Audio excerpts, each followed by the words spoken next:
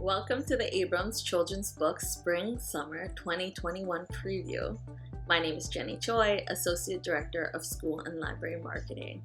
In this video, we focus in on fiction, and I'm excited to let you know that beloved author Jonathan Auxier has a new addition to his chapter book series, The Fabled Stables. In this second adventure, Augie, Willa, and Fan are working away in the stables when the building shakes and shudders to make room for a new arrival. The sign on the stall says, The Tattletale. Augie and his magical companions hop through the portal to save this one-of-a-kind creature from danger. But when they find themselves in the town of Rainbow's End, there are tattletales attached to every backside in sight. Augie had expected just one, but these tales are multiplying, and soon enough, Augie has a tale of his own. The tales tattle on whoever they are attached to. She picked her nose. He double-dipped. The constant stress of being tattled on has thrown all of Rainbow's End into chaos. It's not the tattletale that was in danger, it's the town that needs rescuing from an infestation of tattletales. Augie and his friends set out to discover who set the tales loose and why. The Fabled Stables marry the illustration every page excitement of a picture book with the more complicated story of a chapter book. Readers will fawn over Olga Demodova's vibrant illustrations, and it's pretty obvious that Jonathan is having so much fun with language and wordplay in these stories. It's his hope that the kids who read the books will spend the rest of the day coming up with their own one-of-a-kind creatures. And now we'll turn it over to our talented authors and illustrators.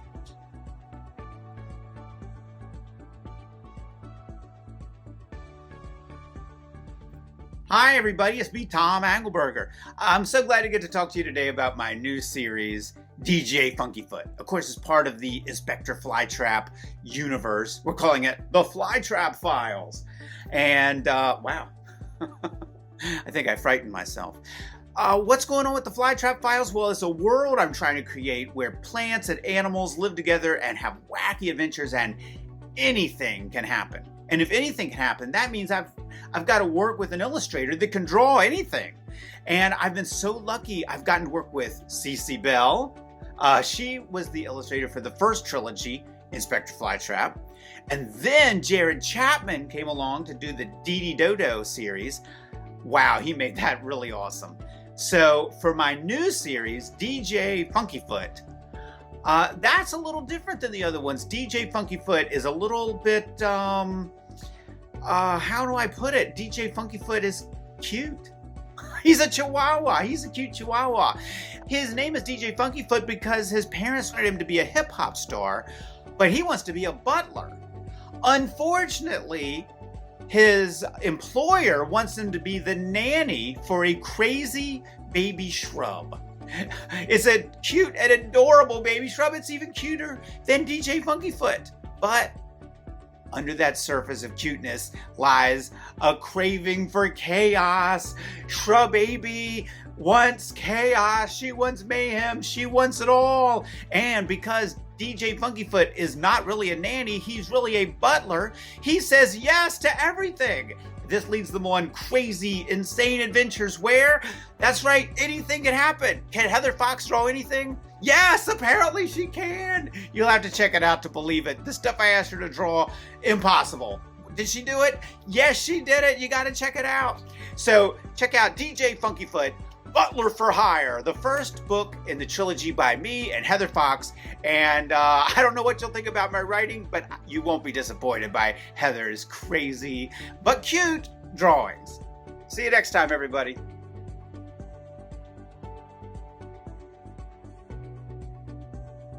Hi, I'm Diana Asher, and I'd like to tell you about my new book, Upstaged. When I was 9 years old, I was in a production of The Music Man, and I played Mr. J.C. Squires, first tenor in the Barbershop Quartet. So I wore a little mustache and a top hat, and I had a great time. That's sort of where I got the idea to write Upstaged. My heroine, Shira, is painfully shy. She's in 7th grade, and the last thing she wants to do is attract attention. But in addition to singing Goodnight Ladies with 3 sweaty boys arm in arm, she's also asked to understudy the lead role, which is played by Monica Manley, the school diva. So along with managing Monica's ego and dealing with her best friend, her pesky little sister, and the new director that the parents group SPAM has brought in to direct the show. SPAM is Students and Parents for the Arts and Music. Shira has to decide if she really has the courage to go through with any of this at all. So one of the reasons I wanted to write this book was to write from the perspective of a girl who's really shy and doesn't have confidence. And I wanted a reader to come away realizing that it's okay not to be the loudest one in the room, not to be the most confident. And today it seems like everyone wants to be in the spotlight. And there are ways of being in the spotlight without being loud and confident, and you can accomplish a lot. You can sing, you can act, you can write. So I hope you'll enjoy Upstaged.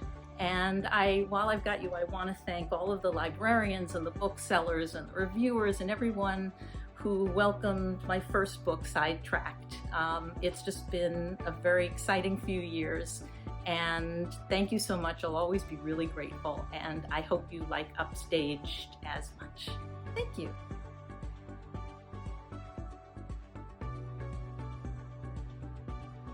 Hi, this is Gregory Moan, author of the new book, Atlantis, The Accidental Invasion. Now, why write a book about Atlantis? Well, I'm partially amphibious. I grew up in a family of swimmers and surfers and lifeguards, and I've always wanted to go to Atlantis, but I can't really hold my breath for that long, and as far as I know, Atlantis doesn't actually exist. So I figured the next best thing would be to write a book about it, and take kids and young readers on an adventure with me. Now, the story focuses on a few different characters. On one side, we have Kaya, an Atlantean girl, who, even though she's been told all her life that Atlantis is the only world and that there is no life on the surface, she's convinced there has to be more. So she sneaks out of Atlantis and tries to make her way up to the surface world. At the same time, there's this kid Lewis, who is actually not much of an adventurer himself, but he really just wants to spend more time with his father. And so one night he sneaks into his father's research lab, only to find out that his father and his brilliant young research assistant, Hannah, have actually been planning a secret trip to Atlantis to try and go find it. Now Lewis goes along with them, and sure enough they do find Atlantis, but immediately on their arrival, when they bump into Kaya, they're mistaken for invaders. And so they start getting chased through this fantastically complex and cool underground world of Atlantis. Now, my version of Atlantis is not quite the usual one. For instance, there are no mermaids and mermen, and nobody has gills or anything like that. But it's still pretty cool and weird. For instance, the Atlanteans have figured out how to conquer gravity. So they're always sort of floating around in these cool little anti-gravity suits. There's also a little bit of a message to the book. Because in doing my research, I talked to a lot of climate scientists and oceanographers and marine scientists and plastic pollution researchers. Because I had this thought that, if Atlantis really existed, they'd be mad at us and what we're doing to the ocean, how we're dumping all this plastic into it. So in the back of the book, I included a few essays that kind of try to teach kids a little bit about the importance of ocean health and climate health. But it's not a preachy book. It's an adventure, it's fun, and it's really designed both for the bookworms that you know, and also those reluctant readers who think books can't be fun and cool. So again, it's Atlantis, The Accidental Invasion. My name's Gregory Moan, and I hope you, and more importantly, no offense, your young readers, get a chance to enjoy it. All right, thanks a lot.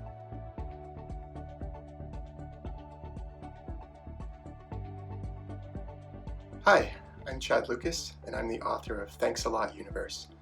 It's the story of two 7th grade boys who are very different. Brian is shy, he deals with a lot of social anxiety, he keeps to himself, and Ezra is much more outgoing, he's the jokester in his friend group, and their two stories start to come together as Brian's going through a family crisis, and Ezra is sort of watching from a distance, and he has to decide how much he wants to get involved. He's always had a crush on Brian. Like a lot of 7th grade boys, he's not sure if that's something he wants to say out loud in junior high. But eventually he has to decide, and Brian has to decide too, how much they're willing to trust each other and be vulnerable and honest with each other. And as they slowly begin to do that, a beautiful friendship forms over the course of the book. One of the challenging things and one of the really fun things about writing this book was just writing from those alternate perspectives. It's a book where you have a chapter from Brian, then a chapter from Ezra. And as a writer, trying to capture their very distinct personalities and voices was a lot of fun. Brian's a very internal kind of thinker. He tends to have these arguments with himself. He's an overthinker, like a lot of anxious kids. He tends to think in lists sometimes, so I get to try to capture some of that stylistically. And Ezra, again, is more outgoing. He's texting with his friends, so I'm doing some different things stylistically there in his chapters as well. And having those two perspectives also really allowed me as a writer to balance kind of the heavier moments in this book with a lot of humor as well. There is some heavy stuff in this story. Brian's father gets in legal trouble, his mother has a mental health crisis, and so he and his younger brother end up in foster care for a while. So as he's dealing with that, Ezra is coming alongside him, and Ezra can bring that lighter perspective. So yeah, this book really balances kind of heavy moments and a lot of heart with a lot of humor as well. I think it will really appeal to kids who, like most middle schoolers who are going through that, who am I and how much of myself do I let the world see? The tagline for this book is be brave, be real, be weird. And it's kind of about, in some ways, embracing your inner weirdo. And those things that sometimes, unfortunately kids feel like they have to hide to protect their image, particularly in the middle school, junior high age. Learning to be vulnerable and fully embrace who you are and letting other people see that, and just the relationships and the opportunities that can blossom out of that. And I can't wait to have it in the hands of young readers.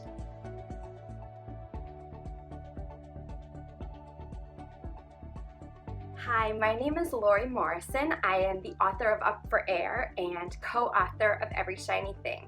And my new book is Saint Ivy. It is an upper middle grade novel about 13-year-old Ivy Campbell, who prides herself on being kind. She supports her soccer star brother and bakes with her Nana and puts her friends' needs before her own. And she is 100% on board when her mom decides to try to be a gestational surrogate who will carry and give birth to her friend's baby. But when Ivy finds out that the surrogacy treatment worked and her mom is pregnant and has been for weeks, she feels jealous and disconnected from her mom and worried about what other people will think and how she'll explain the pregnancy to her friends. And most of all, she feels ashamed that she isn't reacting the right way. She's very eager to prove to herself that she's just as unselfish as she's always believed. And she gets a chance to do that when she receives an anonymous email from someone who seems to need her help. But the more Ivy dives into helping this anonymous emailer, the farther she gets from the people who love her and from the person she wants to be. I had two main pieces of inspiration for this book. The first is that I taught middle school for 10 years, and I got to know many students who felt pressure to have a thing, one main talent or interest that defined them, like the soccer star, the math genius, the artist. So I wanted to write about a kid who is struggling to find her thing that makes her special and who latches on to the trait she gets the most praise for, which is her kindness, and who tries to be the nice one, which is a very admirable but complicated thing to try to be. And so that Ivy's character came to me first, but I didn't know what the plot of her book would be until I thought about two young adult novels I love that feature anonymous emailers. Becky Albertelli's Simon versus the Homo Sapiens Agenda and Julie Buxbaum's Tell Me Three Things. So I decided to write an upper middle grade anonymous emailer story that is not a romance at heart the way those YA novels are, but that I hope gives readers the same kind of absorbing reading experience of trying to figure out, alongside the main character, who this person could be. So Saint Ivy is a book that means a lot to me. I hope that it is a fun, hard to put down read, but it is also a deep dive into the heart and mind of a kid who is doing the hard, messy work of trying to figure out who she is, who she wants to surround herself with, and who she wants to be. And I'm excited for readers to meet Ivy.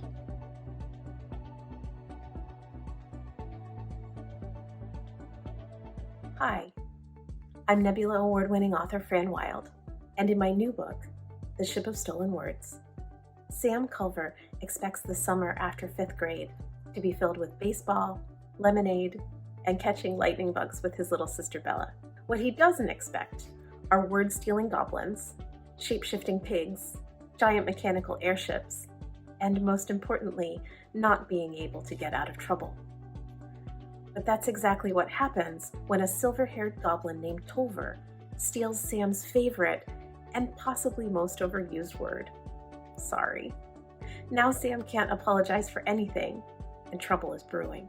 To get his words back, Sam and his friend Mason chase the goblins through a magical little free library, pilot a flying pig, and try to find the depository of stolen words before Sam is grounded forever. Will they get there in time? When I sat down to write The Ship of Stolen Words, I loved Sam's adventure, his terrific teacher, Miss Malloy, and his wonderful supportive family. As the story went on, I adored writing the airship chases and the word hogs. You'll find out what those are. But most especially, I loved writing Tolver. As I discovered his story and the solutions that he needed to his problems, I realized that he and Sam needed to work together to sort things out. And they tried a lot of ways to figure out answers to all of their questions and problems. And some of them didn't work, but that's okay. They were learning. They used math and engineering, monster traps, and most importantly in the end, the magic of friendship, the power of language, and the importance of meaning what you say. I can't wait for you to read The Ship of Stolen Words.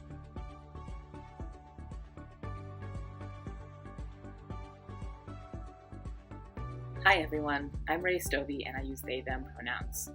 My debut YA contemporary, Between Perfect and Real, is a coming-of-age novel about Dean, a closeted trans boy who everyone thinks is a lesbian, including his girlfriend. But when he's cast as Romeo in the school play for his senior year in high school, he realizes he doesn't want to go back to being seen as a girl when he steps up the stage, and needs everyone to see him as the boy he knows he is.